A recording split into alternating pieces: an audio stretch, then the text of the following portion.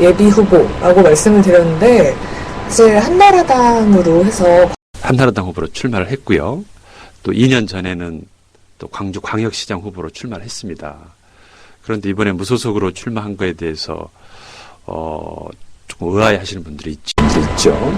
근데 사실은 저는 지난 12월 예비후보 등록을 시작할 즈음에 저는 그때 사실 한나라당 후보로 출마를 하려고 했었습니다.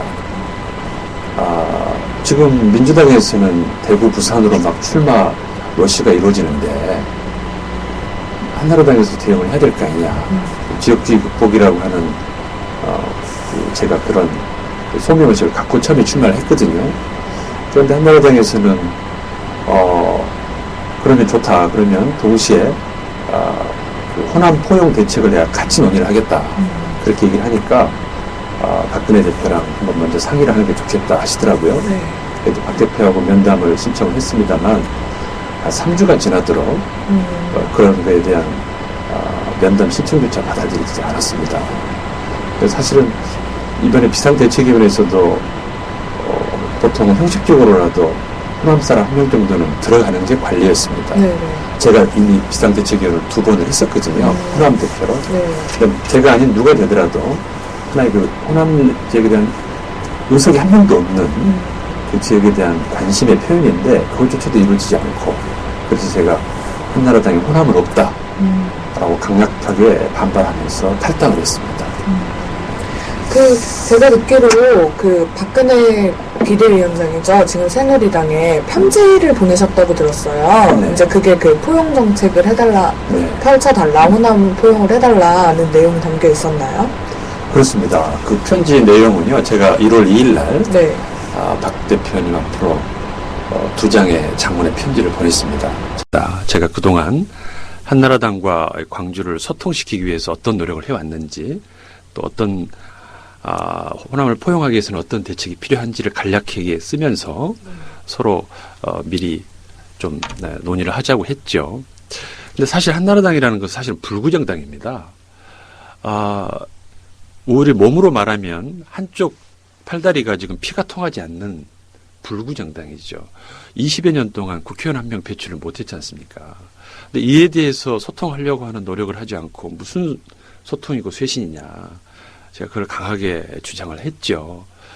그렇지만 결국 그런 것들이, 그런 진정성들이 받아들이지 않았기 때문에 한나라당의 그 쇄신과 또 뭐 소통한다는 거에는 진정성이 없다. 저는 그렇게 결론을 내렸습니다.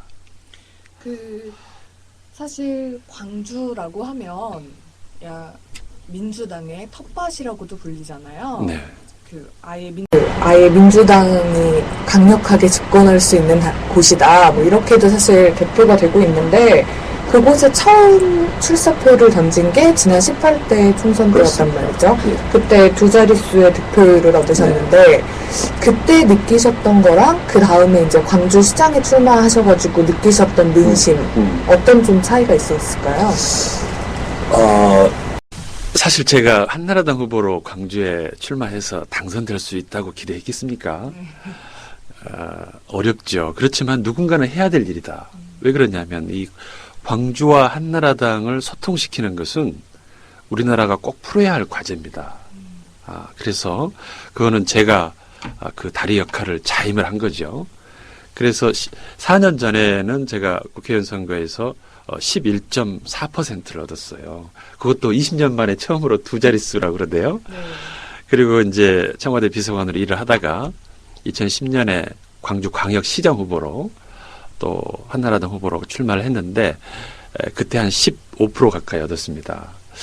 근데 저는 이 표의 그 숫자도 중요하지만 이제 정말 광주도 한나라당의 마음의 문을 열기 시작했거든요. 15% 정도 되면 한나라당도 필요하다. 그렇게 광주는 분명히 변하고 있습니다. 그런데 한나라당은 그걸 적극적으로 포용하려고 하는 의지가 없었어요. 이 손뼉도 이렇게 마주쳐야 소리가 나지 않습니까? 그런데 한쪽은 뭔가 움직이는데 한쪽은 전혀 호남은 가망이 없는 지역이다 라고 포기하고 배제해버리고 고립시키려고 하는 그런 전략들을 고소했습니다. 저는 그에 대해서 강력하게 반발을 한 것입니다. 네. 그러면 사실 광주 변하는 거를 몸소 느끼셨다고 했는데 네. 그럼에도 불구하고 한나라당이 광주를 이렇게 배제시키는 이유, 가장 큰 이유는 뭐라고 생각하세요? 그게 이제 단적으로 네. 작년 8월에 그 새로 취임한 우리 홍준표 대표가 네. 지명직 최고위원 2명을 보통은 호남 1명, 충청 1명 이렇게 보통 지명을 했거든요. 그런데 뭐라고 발언했냐면 호남은 당선 가능성이 없으니까 아예 제치고 충청권에 2명을 주겠다 이렇게 발언을 했어요. 그게 바로 호남을 어떻게 바라보고 있는지 증명하는 거죠. 15% 정도 나왔으면 그걸 적극적으로 끌어품어 안을 생각을 해야지 어차피 여기는 안 되는 지역이니까 포기하겠다 이렇게 나온 거죠. 이거는 더구나 집권 여당으로서 집권 여당이면은 지지하지 않는 지역과 계층도 포용을 해야 되는 노력을 해야 되는데도 불구하고 그에 대해서 그렇게 한다는 것 자체가 정말로 개탄스러운 일이었습니다. 그때 제가 강하게 항의한 바도 있습니다. 예. 그 사실 여당이잖아요. 네. 집권 여당이 어느 지역, 특정 지역을 버린다라는 거는 사실 굉장히 뭐 호남 주민들 입장에서는 불쾌하게 느껴질 수도 있는 일이에요. 어떠신가요? 실제로 한나라당에 대한 한나라당이 호남을 버렸다라고 느껴지는 이후에 한나라당에 대한 광주 시민들의 태도? 뭐 이런 건 어떻게 보나요? 이제 많은 분들이 그랬어요. 제가 2번 출마할 동안에는 네. 야 그래도 우리가 지역 발전을 위해서는 여야 경쟁 구도를 만들어야 되고 그래도 한나라당도 필요하다라는 이런 여론들이 점점 확산돼 가고 있었습니다. 그런데 거기에 찬물을 끼얹는 거죠. 아까 홍준표 대표 발언 네. 같은 것들이. 저는 그랬어요. 제가 받은 15% 표만 다음 대선에 그대로 유지만 돼도 그거 굉장한 표입니다. 지난번 이명박 후보가 광주에서 8% 득표를 했거든요. 네. 그런 면에서 적극적으로 대응을 해야 된다. 특히 지역민들은 민주당 일당 독재에 대한 염증이 있습니다. 피로감이 있습니다. 네. 무조건 뽑아줬더니 이 민주당 사람들이 지역을 위해서 열심히 일하는 게 아니고 너무 아니라고 오만하고 말이죠. 그런 거에 대해서 경계를 하기 위해서라도 다른 당 후보도 필요하다. 이렇게 지금 인식이 확산되고 있는 과정에 완전히 그냥 찬물을 끼얹은 거죠. 그러면은 직접 홍준표 전 대표한테 항의도 하셨다라고 네. 하셨는데 뭐 어떤 얘기들이 오갔나요? 그 자리에서는? 그때가 8월 초인데요. 제가 그때 중앙당에서 항의 기자회견을 했습니다. 네. 정말 그때 홍준표 대표는 저에게 아주 고압적으로 네. 아주 방해했습니다. 못하게. 기자회견도 기자실에서도 협조를 해주지 않았고요. 네. 대변인실에서. 그렇지만 저는 광주 또 호남 사람을 대변한다는 입장에서 강하게 저항을 하는 기자회견을 한 적이 있습니다. 네. 그 이후에는 뭐 별다른 언급이 없으시던가요? 그래서 그 뒤로 뭐 한 달 가까이 뭐 시간을 끌다가 네. 결국 김장수 최고위원이 광주 1고 출신인데 네. 그분을 이제 광주 호남 몫으로 한 명 지명을 했죠. 네. 그럼 지금 박근혜 비대위원장 같은 경우는 뭐 전혀 다른 언급을 하지 않고 있나요? 제가 사실 2주 동안 면담 신청을 해서 기다렸지만 대답이 없었고 네. 다시 또 편지를 썼는데도 일주일이 지나가도 답변이 없었습니다. 이거는 어떤 개인의 문제라기보다는 이 지역에 대한 관심의 증거라고 보거든요. 네. 또 이번에 비상대책위원회를 구성하는 과정에서 네. 정말 형식적으로라도 호남에 대한 호남 출신들이 한 명 정도는 들어가는 것이 그 관심의 표현 아니겠습니까? 근데 이번엔 그것조차도 없었어요. 그것 자체가 지금 그런 의지와 어떤 비전이 호남을 포용하려고 하는 의지와 비전이 없다는 결론에 도달한 겁니다. 그러면 이제 한나라당이 호남을 경외시하는 그런 태도, 그 다음에 한나라당에 계속되는 별다른 변화 없음에 아마 무소속을 선언하지 않으셨나 싶은데 지금 박근혜 비대위원장이 되면서 당 쇄신을 얘기했단 말이에요. 어떻게 보세요? 얼마나 잘 되고 있다라고 평가하시는지. 저는 그 쇄신의 진정성이 없다고 봅니다. 이 당이라고 하는 것은 지지하지 않는 계층과 지역까지도 포용하려고 하는 그런 의지를 보여주지 않으면 아주 그 이익 집단에 불과한 거죠. 그렇죠? 네. 그런데 우리 대한민국 정치의 상식입니다. 지역주의에 기반하고 있다는 건 상식이잖아요. 그렇죠. 그런데 지금 민주당은 그걸 넘어서기 위해서 많은 노력을 하고 있습니다. 지금 부산, 대구에 출마 러시를 하고 있잖아요. 네. 그런데 도대체 집권 여당이라고는 한나라당은 네. 오히려 더 노력을 해야 됨에도 불구하고 지금 역행하고 있는 겁니다. 전국 정당화의 노력을 계층, 서민을 위한 그것뿐만이 아니라 지역적으로도 그런 포용하려고 하는 적극적인 의지와 노력 자체가 없는 거예요. 시대를 역행하는 겁니다, 이것은. 이렇게 가서는 안 된다. 저도 사실, 비례대표로 갈 수도 있겠다, 석패율 제도가 될 수도 있겠다, 많은 분들이 저의 탈당을 만류를 했어요. 네. 그렇지만 저는 제 개인의 문제가 아니고, 대한민국에 그래도 30% 이상의 지지를 받는 제1정당이 네. 이런 식으로 가서는 안 된다. 라고 하는 걸 내가 강하게 온몸으로 저항을 한 겁니다, 사실은. 네. 지금, 이제 트위터 질문이 들어왔어요. 그래서 좀 얘기를 나눠봐야 될 것 같은데, 이정현 의원 같은 경우도, 광 의원 같은 경우도 광주에 이제 출사표를 던지셨잖아요. 근데 여론조사에서 지고 있는 이정현 의원은 새누리당이 불리함에도 불구하고 탈당을 하지 않았다. 왜 이정현 의원과는 다른 선택을 하셨느냐라는 질문이 들어왔는데. 참 이런 얘기는 공개하기가 좀 그래요. 네. 참 부끄러운 일인데요. 이정현 의원은 서구 을에 출마를 하고 제가 서구 네. 갑이거든요. 네네. 옆 동네잖아요. 네네. 누가 봐도 어려운 지역이니까 더욱 서로가 이렇게 협조를 해서 시너지 효과를 내는 게 상식이죠. 네. 그런데 제가 지금까지 이정현 의원과 식사를 한 번 한 적이 없어요. 제가 직접 서너 번 보좌관을 통해서 10여 번 자리를 같이 하자 그래도 네. 답이 없어요. 또 제가 처음에 박 대표 면담을 신청을 했을 때도 네. 보좌관 답이 뭐였냐면 호남은 이정현 의원을 통해서 잘 알고 있다. 이런 답을 하는 거예요. 그 말은 뭐냐면 대단히 지금 개파적으로 생각하는 것 같아요.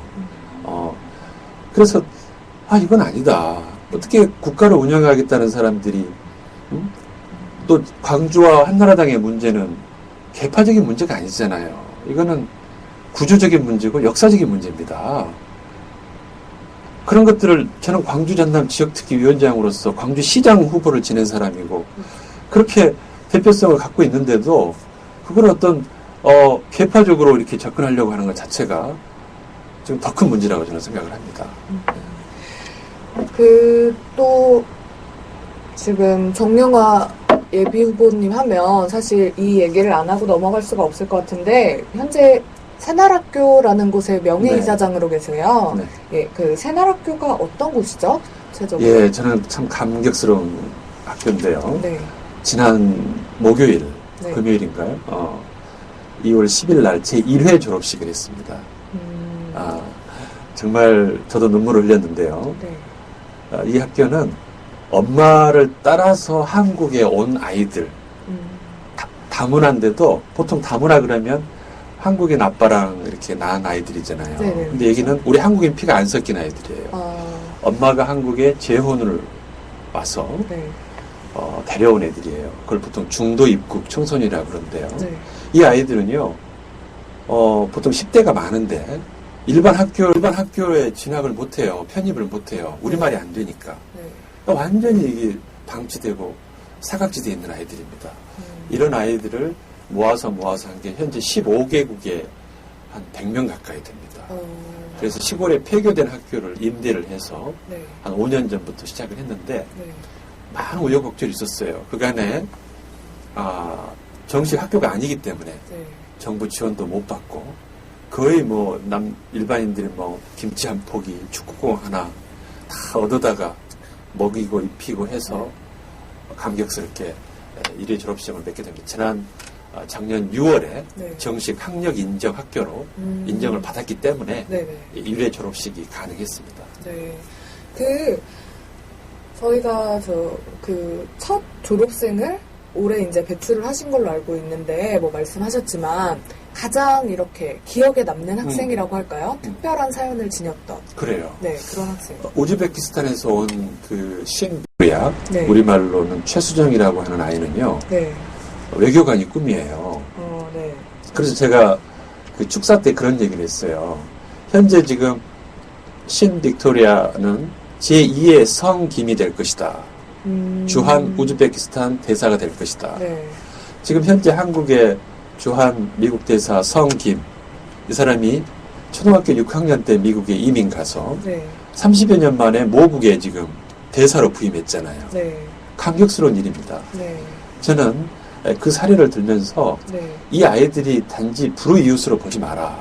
네. 이 아이들은 바로 우리 한국을 세계화하고 네. 세계적으로 알릴 수 있는 그런 외교 사절이고 문화 전도사다. 그런 식으로 우리가 가진 큰 자산이다. 이렇게 네. 얘기를 했습니다. 그러면은 그 친구는 이번에 어떤 졸업 과정이죠? 그러니까 한국으로 따지면은 그 친구가 획득한. 근데 이제 사실은 고등학교 졸업장을 받을 정도의 나이인데 네. 현재는 중학교 졸업까지, 중학교 인정까지밖에 안 돼 있어요. 네. 그래서 지금 일단 중학교 졸업장을 받았고 네. 이제 외고 네. 상급 학교에 지금 진학을 앞두고 있습니다. 저희가 또 되게 굉장히 재미있었던 게, 제가 오늘 정영아 예비 후보님이 오신다고 해서 검색을 해봤어요. 인터넷에. 그랬더니, CN블루의 정영아 네. 씨한테 밀리셨더라고요. 네, 먼저 나오세요. 혹시, 네. 이렇게 제가 듣기로는 사인회 같은 거 새날학교에서 하신 네. 적도 있다던데, 아세요? 직접? 정용화, 가수 정용화 때문에 네. 내가 명함을 거리에서 주면요. 네. 우리 젊은 아이들은, 학생들은 막 웃어요. CN블루 정용화. 네. 근데 실제로 제 스마트폰에는요. 네. 제 카톡의 사진에는 지금 CN블루 정용화하고 같이 찍은 사진이 올라가 있어요. 네. 그걸 좀 나이가 드신 분들은 네네. 아들이냐 그래요. 그래서 네. 또 실제로 이름도 한자도 똑같아요. 그래서 2년 전에, 네. 2년 반 전에 CN블루가 쇼케이스 발표할 때 제가 무대에 올라가서 네. 같이 격려한 적도 있고, 또 저하고 아주 친하게 됐는데, 네. 1년 전 이맘때, 우리 새날학교를 모금 콘서트를 한번 해보자. 그래서 CN블루가 광주에 왔어요. 오, 네네. 근데 뭐 좀 행정적인 절차 때문에 공연은 못하고, 네. 그래도 아이들을 실망시키지 않겠다 해서 네네. 새날학교 방문해서 아이들 다 사인회 해주고, 그러고 하루 왔다 간 적이 있습니다. 그래요? 네. 특별한 인연이 있으셨군요. 이제 앞으로는 정용화 예비 후보님께서 먼저 나오시는 때도 오지 않을까 싶은 생각이 들기도 하고요. 그때 실제로 네. 저한테 막 1천 몇 자는 사람이 많이 왔어요. 네. 그 이제 이름이 동명이인이니까 네. 그러면서 낚였다. 네. 아니니까. 네. 그런 재밌는 일도 많았습니다. 네, 그리고 트위터에 질문이 지금 들어오고 있는데요. 좀 저희가 질문을 받아봐야 될 것 같아요. 먼저 첫 번째 질문은 우리 광주에서 민주당에 대한 여론은 어떻습니까? 물갈이론이 거세다고 하던데 라는 질문을 해주셨는데 어떤가요, 실제로? 지금 현재 지역민들은 20여 년간 민주당 일당 체제에 대한 굉장한 염증이 있어요. 도대체 지역 발전을 위해서 한 게 뭐냐. 또 너무 쉽게 온실에서 이렇게 키워주니까 민주당 내에서조차도 리더십 장악에 실패했습니다. 그런데다가 지금 어쨌든 이번에는 다 바꿔야 된다. 바꿔야 된다. 이런 여론이 높은데 더구나 제가 지금 출마하고 있는 서구 갑에서는요. 제가 무소속으로 출마한 뒤로 지난 설 전에 무소속 출마 선언 사흘 뒤에 여론조사를 했는데 제가 1등을 했어요. 현역 의원과 민주당 후보들을 다 제치고 지금 또 엊그제 또 여론조사를 방송사에서 하고 있는데 아마 저도 이번에도 압도적으로 1위를 할 걸로 지금 그렇게 보고 있습니다. 지역의 민심이 지금 제가 현장에서 느끼는 민심은 아주 대단합니다. 예, 그렇습니다. 그래서 여기 또 이제 트위터로 다른 질문도 들어와 있는데요. 아마 나 만약에 이제 되신다면 광주 서구는 상무소각장, 공항소음, 신구도심의 균형 있는 재개발이 핵심 이슈다. 뭐 구체적으로 생각하신 방안이 있느냐라는 질문을 해주셨거든요. 상무소각장은 신도시를 지으면서 이제 네. 그 쓰레기 소각장으로 네. 같이 들어섰기 때문에 주민들이 굉장한 민원인 사항이 있죠. 벌써 10년이 네. 넘은 건데요. 네. 제가 이거를 실제로 이전할 수 있도록 조치를 했습니다. 네. 바로 지난 연말 국회 예산에 네. 내년도 실시 설계비로 60억을 확보를 했습니다. 네. 그렇기 때문에 사실상 2014년이면 옮길 수 있도록 이제 첫 발을 내디딘 셈이기 때문에 네. 해결의 국면에 들어갔다 이렇게 볼 수 있고요. 네. 또 서구 갑 지역에는 방금 말한 그 상무지구 신도심하고 네. 구도심과의 이 격차가 큽니다. 네. 그래서 그런 신구도심 간의 그 균형 발전 네. 이것도 지금 구체적인 안을 네. 준비하고 있습니다. 네. 제가 조사해본 바로는 지금 현재 서구갑 현역 의원이시죠. 조영택 의원 같은 경우가 또 이번에 서구갑에 네. 출사표를 던지셨고, 뭐 그 밖에도 최근에 장하진 전 여성가족부 장관이 출사표를 던지는 등 경쟁 상대들이 꽤 많으시단 말이에요. 네. 좀 어떻게 생각하시는지랑 네. 나만의 차별점이랄까요? 현재 지금 민주당 예비후보는 5명이 나오셨어요. 네. 막판에 5번째로 지난주에 장하진 전 장관이 이제 여성 후보로 전략 공천을 내락을 했다 이런 소문으로 시작을 했는데 저는 그래요. 아직도 민주당이 지금 정신을 못 차리고 있다. 그 장하진 나는 전체적으로 보면 여성 할당제는 나는 찬성합니다. 여성들의 국회의원이 많이 늘어나야 돼요. 그렇지만 여성이든 남성이든 낙하산 공천은 그 시민을 우롱하는 거죠. 네. 지역에 아무 연고도 또 활동 내용도 없는 사람이 선거를 2달 앞두고 네. 갑자기 남성이든 여성이든 네.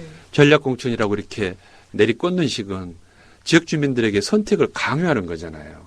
더구나 이 민주당 텃밭이라는데 네. 그건 시민들을 우롱하는 것이고 시민들에게 오만한 태도라고 저는 생각을 합니다. 저는 아마 틀림없이 지금 시민들이 아마 용납하지 않을 것이라고 저는 생각합니다.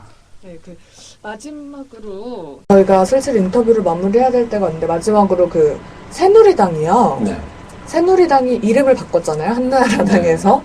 새누리당으로 바꾼 한나라당에게 비록 지금은 무소속을 선언하셨지만 기존의 당이었기 때문에 뭐 이렇게 뭔가 총선을 앞두고 충고랄까요? 조언이랄까요? 뭐 하고 싶은 말씀이 있으신가요? 저는 그 패배를 하더라도 네. 의미 있게 패배를 하는 게 필요합니다. 저는 사실 안 될 선거를 각오하면서 2번 광주에 출마한 적이 있습니다.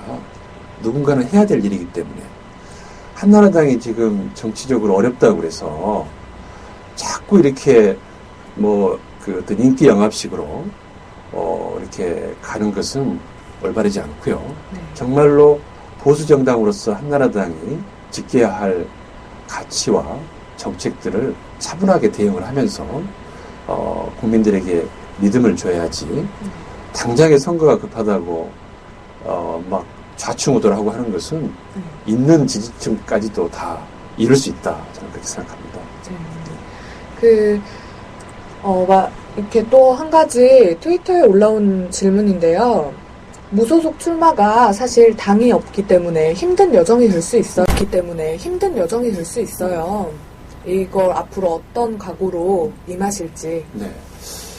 저는 무소속이 무슨 힘이 있느냐 그 말씀은 맞습니다. 그런데 제가 무소속을 선택했던 또 하나의 배경은 지금 우리 정치는 20, 30년 만에 큰 변동기에 돌입했어요. 새 판이 짜여지는 변동기죠. 지금 현재 87년 3당 합당 이후에 체제가 지금까지 왔거든요. 지금 아마 저는 이번 총선을 전후해서 새로 판이 짜여질 겁니다. 그렇기 때문에 아마 기존의 새누리당, 민주당 외에도 새롭게 정치 세력들이 이번 선거를 통해서 형성이 돼서 아마 대한민국 정치에 어떤 상당한 역할을 할 것입니다. 저는 그때 충분한 제 역할을 할 수 있다 이렇게 생각을 합니다. 이런 질문을 오늘 드려도 될지 모르겠지만 이번 선거 판세 어떻다고 보세요? 그 전체적으로. 여론상으로 보면 아마 현재 그 민주통합당인가요? 통합민주당인가요? 네, 민주통합당. 이름이 하나 바뀌어서 네. 거기가 우세한 건 사실인 것 같아요. 네. 그런데 아마 국민들의 여론 민심도 상당히 이렇게 주기가 있는 것 같아요. 그래서 거기에 너무 일희일비할 게 아니고 정말로 중요한 것은 국민들이 원하는 그 정치의 방향, 정책 이런 것들을 꾸준히 준비하고 개발해야 된다. 이게 더 중요하다고 생각합니다. 네, 저희랑 오늘 많은 얘기들을 나눠주셨는데요. 또 마지막으로 꼭 하고 싶은 말씀이 있으시다면 한마디 부탁드릴게요. 이번 선거가 저는 20, 30년 만에 온 큰 의미가 있는 선거라고 봅니다. 기존의 정치 구조, 정책의 내용, 이런 것들이 지금 새롭게 정비가 되는 시기거든요. 그래서 우리 국민들께서도 어떤 그 정당에 치우친 판단보다는 정말로 인물 위주의 정말로 국가의 비전을 고민하고 제시할 수 있는 그런 유능한 인물들을 선택을 해주시면은 그런 사람들이 새 판짜기를 잘 해서 정말 정치 쇄신과 정치 발전에 역할을 할 수 있지 않을까 이렇게 생각을 합니다. 네, 오늘 말씀 정말 잘 들었고요. 저희도 앞으로 정명화 예비후보님이 가시는 길을 저희가 열심히 지켜보도록 하겠습니다. 어떤 길을 가시는지. 네, 감사합니다. 네, 오늘 나와주셔서 너무 감사합니다. 네, 초대해 주셔서 감사합니다. 감사합니다. 수고하셨습니다. 각본 없는 드라마는. 네. 대본이 없으니까 재밌으시죠?